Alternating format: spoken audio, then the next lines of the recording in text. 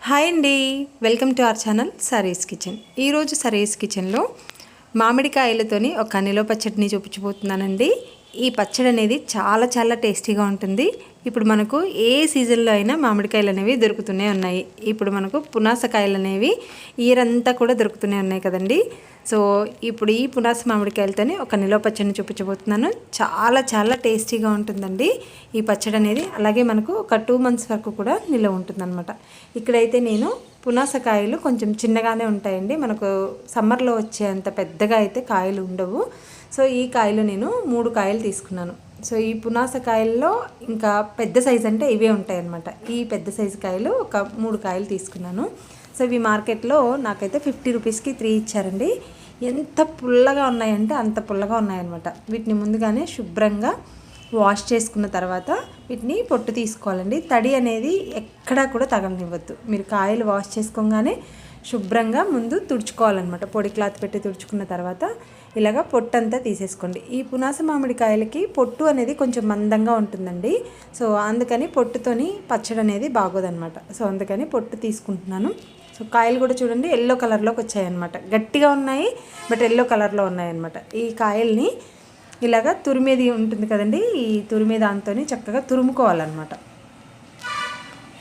ఇలా నేను కొంచెం పెద్దగా తురుము వచ్చే వైపునే తురుముతున్నాను. మీకు మరీ సన్నగా కావాలి అనుకున్నా సన్నగా అయినా తురుముకోవచ్చు.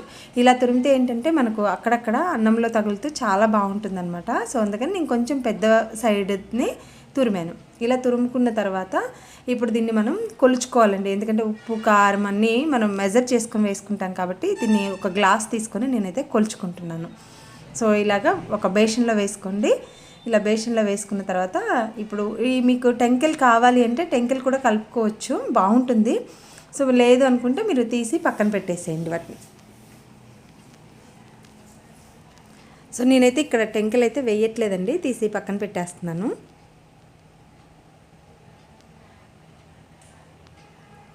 ఏదైనా ఒక కప్పు కానివ్వండి, గ్లాస్ కానివ్వండి, గిన్నె కానివ్వండి, దేంతో అయినా సరే ఒక దాంతో కొలుచుకోండి.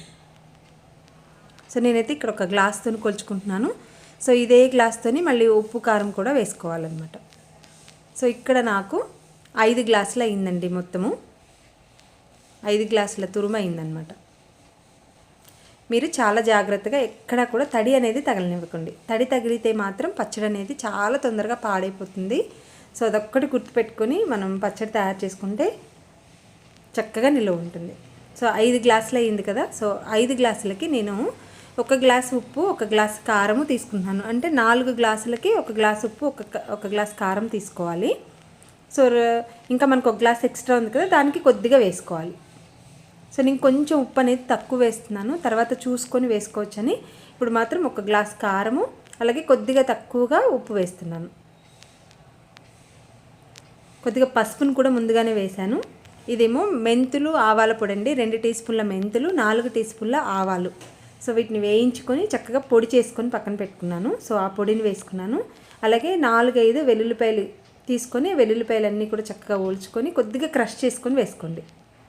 సో వెల్లుల్లిపాయలు అలాగే మెంతి ఆవపొడే మనకు మంచి టేస్ట్ని ఇస్తుంది అనమాట పచ్చడి మొత్తానికి కూడా. సో ఈ ఉప్పు, కారం, పసుపు, అలాగే మెంతి ఆవపొడి, అలాగే వెల్లుల్లిపాయలు ఇవన్నీ కూడా పచ్చడికి మొత్తం కూడా బాగా పట్టేలాగా కలుపుకోవాలి. చక్కగా ఇలా చేతితో బాగా కలుపుకోండి. మీరు ఇంకా కొంచెం కారం ఎక్కువగా తినేవాళ్ళైతే కారం కూడా వేసుకోవచ్చండి మీకు తగ్గట్టుగా. నేనైతే 1 గ్లాస్ వేస్తున్నాను. 4 గ్లాసులకి 1 గ్లాస్ కారం, 1 గ్లాస్ ఉప్పు వేశాను. అలాగే దీంట్లోకి 1/2 కేజీ వేరుశనగపప్పు నూనె వేస్తున్నాను. సో ఈ వేరుశనగపప్పు నూనె అనేది కాచుకొని వేసుకోవాలండి. కాచి చల్లార్చి వేశాను. ఇక్కడ నేను పోపు ఏమీ వేయట్లేదండి. మీకు కావాలి అంటే పోపు కూడా వేసుకోవచ్చు. మనకు 1 గ్లాస్ ఎక్స్ట్రా ఉందని చెప్పాను కదా తురుము అనేది. సో ఆ గ్లాస్కి ఇదిగోండి ఇక్కడ ఉప్పు కారం అనేది ఎక్స్ట్రా వేస్తున్నాను. సో 1/2 కేజీ నూనె వేశాను. నూనె చల్లార్చి వేసుకోవాలి, వేడి చేసి చల్లార్చి వేసుకోవాలి. కావాలంటే పోపు వేసుకోవచ్చండి. మీకు పోపు గింజలు తగిలితే ఇష్టము అనుకుంటే నేనైతే ఒక 2 months వరకు ఇది నిలవ ఉంటుంది కాబట్టి పప్పులు అనేవి మెత్తబడిపోతాయని నేనైతే పోపుని వేయట్లేదు. మీకు కావాలి అంటే తప్పకుండా వేసుకోవచ్చు.